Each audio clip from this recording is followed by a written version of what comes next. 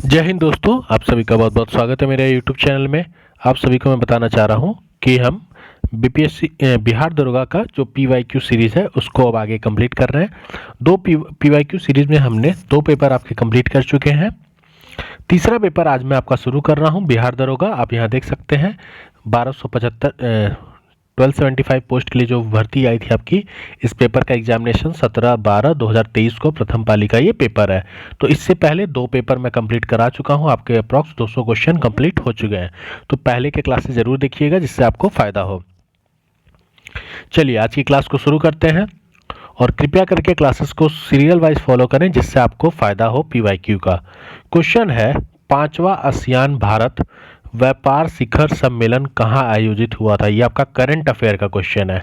अब एक चीज़ बताना चाहता हूँ, करंट अफेयर की भी क्लासेस चल रही हैं। अगर आप करंट अफेयर फॉलो नहीं कर रहे तो आपको ये क्वेश्चन आपसे बनेगा ही नहीं। तो कृपया करके करंट अफेयर की क्लासेस को फॉलो करें, क्योंकि प्रीवियस जो 3 से 4 पेपर का जो पैटर्न है उसमें 12 से 15 क्वेश्चन आपके करंट अफेयर के ही रहते हैं। क्लियर?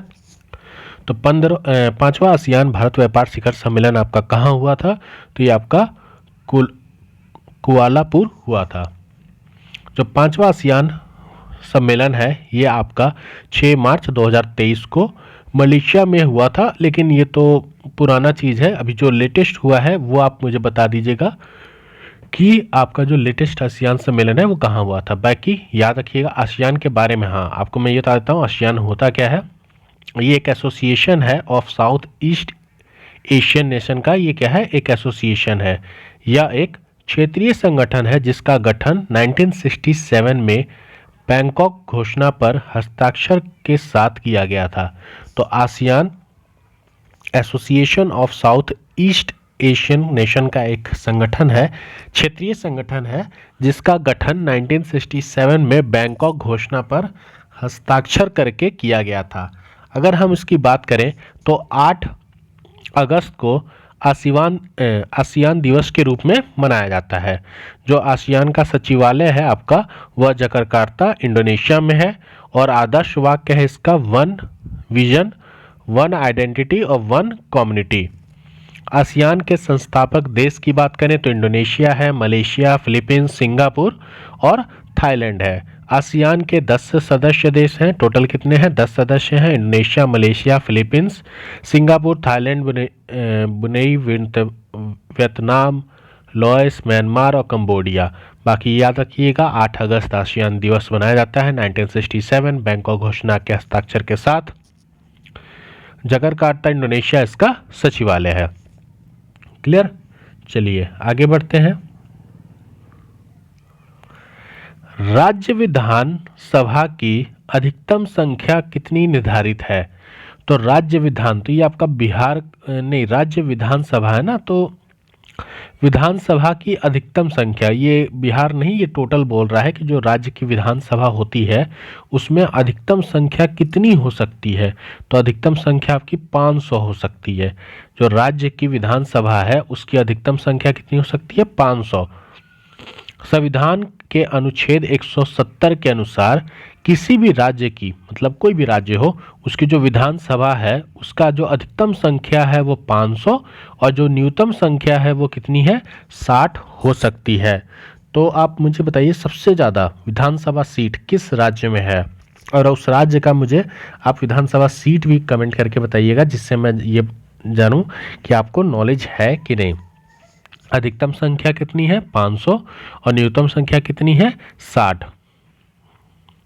अनुच्छेद 371 के विभिन्न खंडों में कुछ राज्यों को विशेष प्रावधान प्राप्त है जिसके तहत विधानसभा सदस्यों की जो न्यूनतम संख्या है वह 60 से भी कम हो सकती है। एग्जाम्पल जैसे मिजोरम में 40 है, सिक्किम में 32 है, गोवा में 40 है, दिल्ली में आपका 70 है और पुडुचेरी में 30 विधानसभा सदस्य है। तो जो अनुच्छेद 371 अनुच्छेद के विभिन्न खंडों में कुछ ऐसे राज्य हैं जिनको विशेष प्रावधान दिया गया है और उनको छूट दी गई है कि आपका जो न्यूनतम संख्या है विधानसभा का वो 60 से कम हो सकता है। उदाहरण में हमने मिजोरम देखा 40, सिक्किम 32, गोवा 40, पुडुचेरी 30। राज्य विधानसभा का कार्यकाल 5 वर्षों का होता है। तो विधानसभा का कार्यकाल कितने वर्षों का होता है? 5 वर्षों का होता है। और इसका जो सत्र वाचन के आदेश होता है वो राज्यपाल द्वारा दिया जाता है। 84वें संविधान संशोधन अधिनियम 2001 द्वारा 2026 तक विधानसभा की सीटों की जो कुल संख्या है ना, इसमें परिवर्तन नहीं करने का प्रावधान है। ये मैंने आपको एनसीईआरटी की जो मेरी पॉलिटी की क्लासेस चल रही हैं उसमें मैंने आपको ये पढ़ाया था कि 2026 तक आप अब विधानसभा सीटों का जो चेंज करने का प्रावधान है वो नहीं कर सकते। कौन से? 84वें संविधान संशोधन अधिनियम। तो ये चीज़ें आप क्लासेस एनसीईआरटी वाली करते रहिए जिससे आपको फायदा हो। विधानसभा सदस्य बनने हेतु अनुच्छेद 173 में निर्धारित की गई हैं। तो अगर विधानसभा सदस्य आपको बनना है तो एज और उसकी जो क्वालिफिकेशन होती है वो आपकी आर्टिकल नंबर 173 में निर्धारित की गई हैं। वर्तमान में अगर मैंने आपसे पूछा था ऊपर कि सर्वाधिक विधानसभा सदस्यों की संख्या कहाँ है, तो उत्तर प्रदेश में है। कितना? 403। और सबसे कम कहाँ है? सिक्किम में। सिक्किम में 32 है, उत्तर प्रदेश में 403 है। अनुच्छेद 332 के अनुसार राज्य की जनसंख्या के अनुपात के आधार पर विधानसभा में अनुसूचित जातियां और जनजातियों के लिए स्थानों का आरक्षण दिया जाता है। तो किसके अनुसार? अनुच्छेद 332 के अनुसार जनसंख्या के अनुपात के आधार पर ही विधानसभा में जो अनुसूचित जातियां और जनजातियां हैं उनका आरक्षण दिया जाता है। क्लियर? तो हमसे क्वेश्चन क्या पूछा था? राज्य विधानसभा के अधिकतम 500, न्यूनतम आपकी कितनी हो जाएगी? न्यूनतम 60 हो जाएंगी। सबसे ज़्यादा कहाँ का है? उत्तर प्रदेश का है। क्लियर? चलिए, और कम कहाँ का है? सिक्किम का। नेक्स्ट क्वेश्चन है हमारा, केंद्रीय मंत्रिपरिषद सामूहिक रूप से उत्तरदायी होता है। तो जो केंद्रीय मंत्रिपरिषद है वह सामूहिक रूप से उत्तरदायित्व तो होता है किसका? लोकसभा के प्रति। जो लोकसभा के प्रति आपका केंद्रीय मंत्रिपरिषद होता है। तो केंद्रीय मंत्रिपरिषद सामूहिक रूप से लोकसभा के प्रति उत्तरदायित्व तो होता है। क्लियर?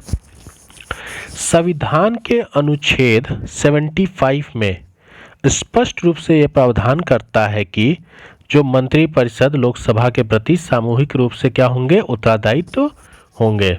क्यों? क्योंकि जो मंत्रिपरिषद होता है ये कहाँ से लोग चुने जाते हैं? लोकसभा से। जो लोकसभा में लोग चुन के जाते हैं वही केंद्रीय मंत्रिपरिषद बनाते हैं जिनकी मेजॉरिटी ज़्यादा होती है। तो इसीलिए ये उत्तरदायित्व भी उसी के होंगे। सामूहिक उत्तरदायित्व का सिद्धांत यह भी है कि मंत्रिमंडल के निर्णय सभी केंद्रीय मंत्री के लिए बाध्यकारी होता है। तो अगर सामूहिक उत्तरदायित्व का सिद्धांत ये भी कहता है कि जो मंत्रिमंडल का निर्णय है वह सभी केंद्रीय मंत्रियों के लिए क्या होगा? बाध्यकारी होगा। अनुच्छेद 75 के क्लॉज 2 में जो व्यक्तिगत उत्तरदायित्व का सिद्धांत है उससे भी वर्णित है। यह कहता है कि मंत्री राष्ट्रपति के प्रसाद पर्यंत अपने पद पर बने रहेगा, जिसका अर्थ है कि राष्ट्रपति किसी मंत्री को उस समय भी हटा सकता है जब वो मंत्रिपरिषद को लोकसभा में विश्वास मत प्राप्त है। तो क्या कह रहे हैं कि राष्ट्रपति उस समय भी मंत्री को उसके पद से हटा सकते हैं जिस समय उसको मंत्रिपरिषद में विश्वास मत प्राप्त है। क्लियर? आगे देखते हैं। मंत्रिपरिषद में मंत्रियों की 3 श्रेणी होती है, एक कैबिनेट मंत्री, राज्य मंत्री और उप मंत्री। अनुच्छेद 74 में प्रधानमंत्री के नेतृत्व वाली जो मंत्रिपरिषद का उपबंध है और राष्ट्रपति को इसके कार्य करने हेतु सलाह देती है। किसको? राष्ट्रपति को कार्य करने के लिए सलाह कौन देती है? मंत्रिपरिषद। मंत्रिमंडल तथा मंत्रिपरिषद दोनों शब्द एक दूसरे के लिए प्रयोग किए जाते हैं, परंतु इनमें एक निश्चित अंतर है। मंत्रिमंडल एक लघु निकाय है जिसमें लगभग 15 से 20 मंत्री होते हैं और मंत्रिपरिषद एक भाग है जिसमें केवल कैबिनेट मंत्री शामिल होते हैं। क्लियर?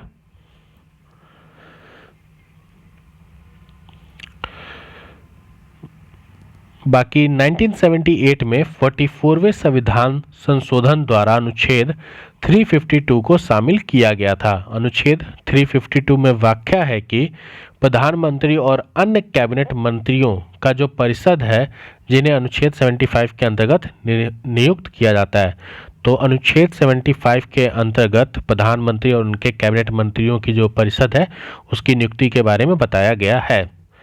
राष्ट्रीय आय बराबर होती है, नेशनल इनकम किसके बराबर होती है?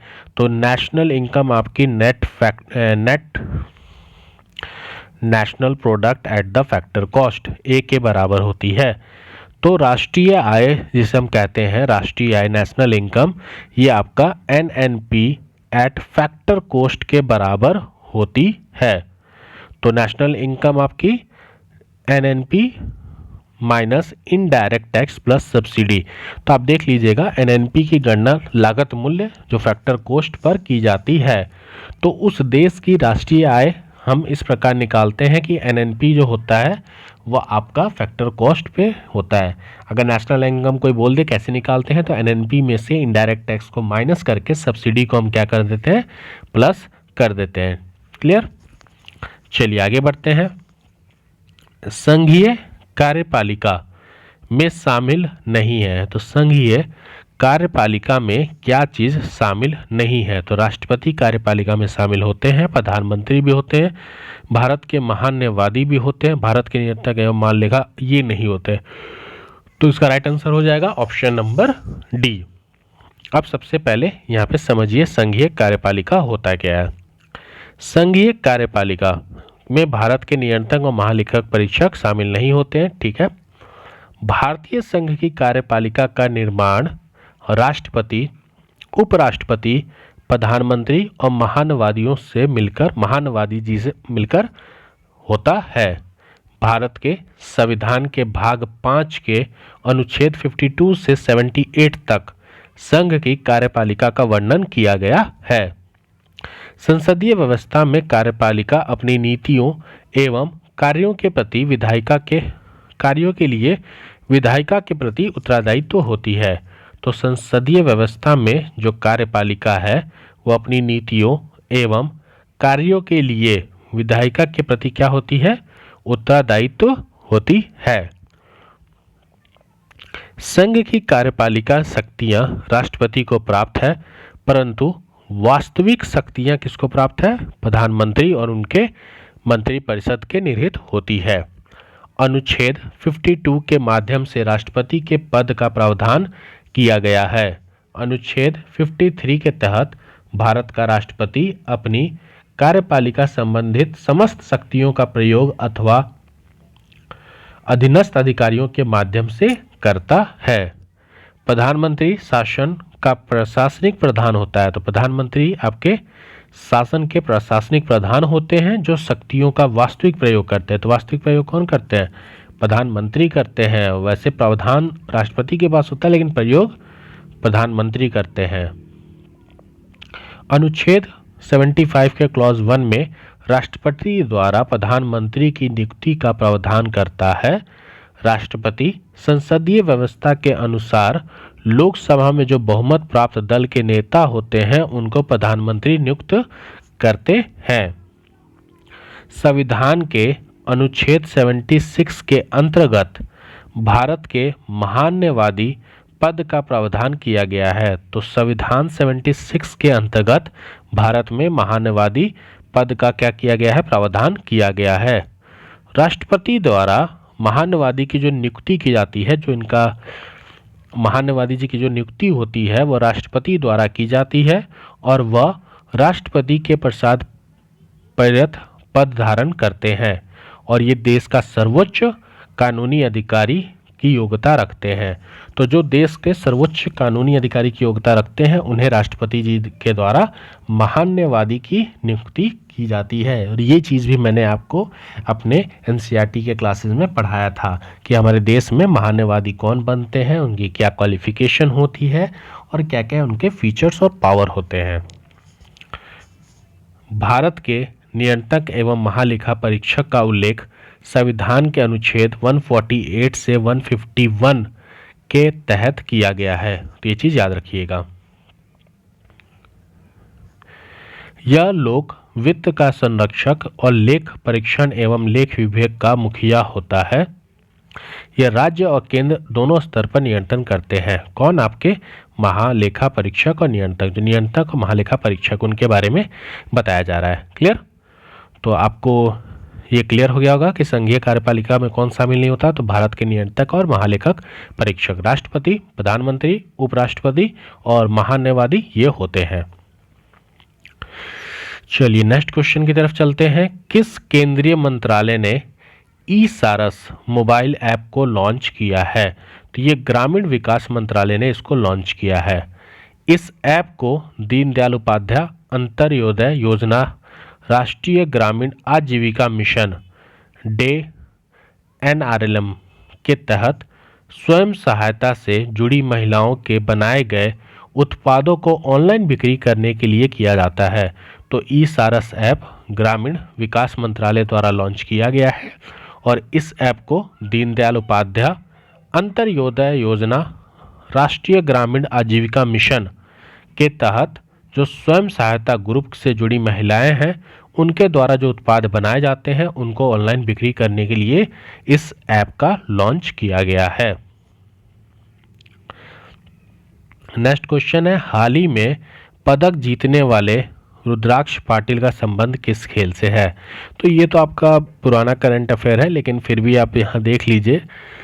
रुद्राक्ष पाटिल का संबंध निशानेबाजी से है। वैसे अभी तो आपका जो पेरिस जो ओलंपिक हुआ था, ओलंपिक, फिर पैरा ओलंपिक, उसके बाद वर्ल्ड कप जो हुआ था वो, फुटबॉल हो गया, एथलीट्स हो गए, ये सारी चीज़ें आपको समझनी है और अच्छे से याद करनी है। बाकी हम कुछ खेल और उनसे संबंधित खिलाड़ी के बारे में पढ़ लेते हैं।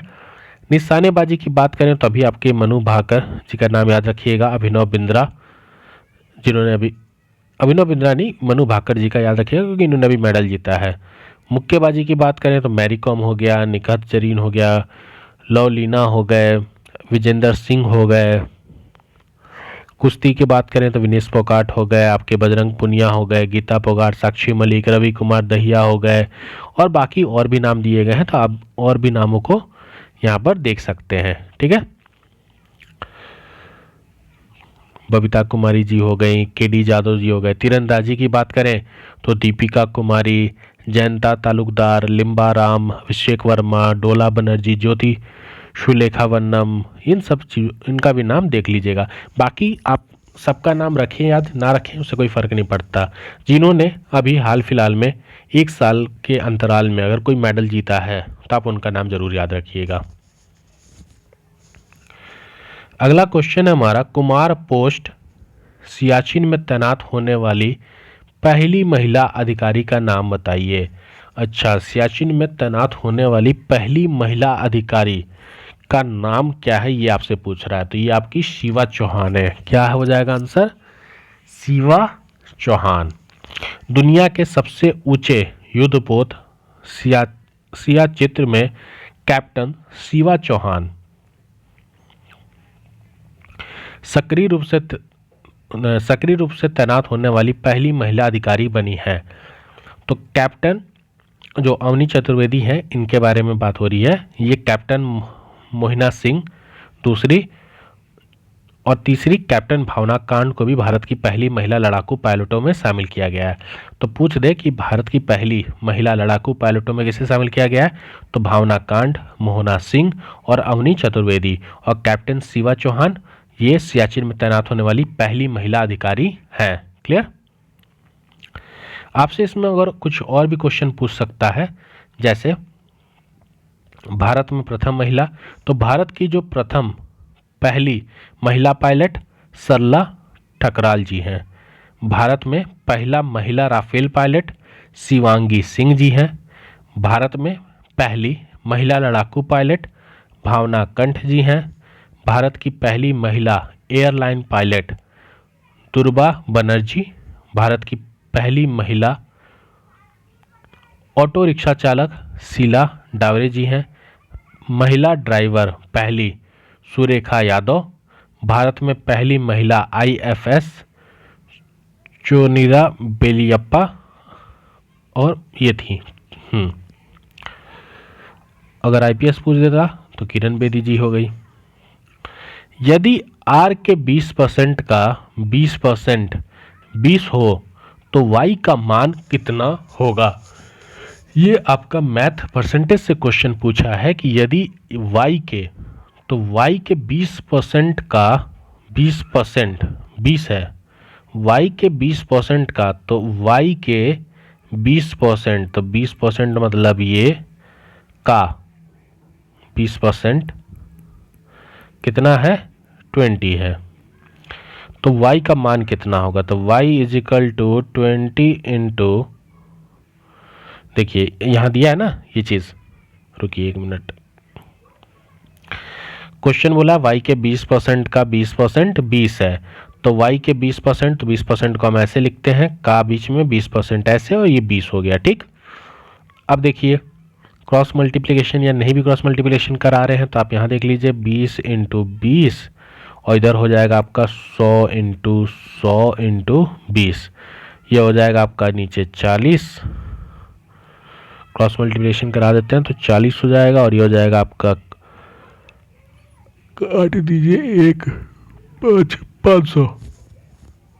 क्लियर, ये देख लीजिएगा। अब क्वेश्चन आपसे पूछा है राज्य घरेलू उत्पाद, तो एक्चुअली ये तो इकोनॉमिक सर्वे का क्वेश्चन है, तो मैं तो यही सजेस्ट करूंगा कि आप लेटेस्ट वाला देख लीजिएगा, क्योंकि यहाँ पूछा है बिहार में प्रचलित कीमतों पर 2011-12 और 2019-20 में विशुद्ध राज्य घरेलू उत्पाद की समृद्धि कितनी थी। तो आप ये लेटेस्ट देखिएगा, अभी जो इकोनॉमिक सर्वे आया है उससे लेटेस्ट देख के आप मुझे कमेंट कीजिएगा, क्योंकि देखिए पुराना डाटा है, इससे कोई फ़ायदा आपको होने वाला है नहीं, तो आप लेटेस्ट डाटा देख के जाइएगा। ठीक है, तो आज की क्लास में हमने 10 क्वेश्चन किए, बाकी क्लासेस में हम 10-15 10-15 10-15 ऐसे ही करते रहेंगे। एक क्लास में ज़्यादा क्वेश्चन नहीं करा रहा, बस 10-12 क्वेश्चन करा रहा हूँ कि आप चीज़ों को अप टू डेटेड रहें। मिलते हैं अपनी नई क्लास में। जय हिंद, जय भारत।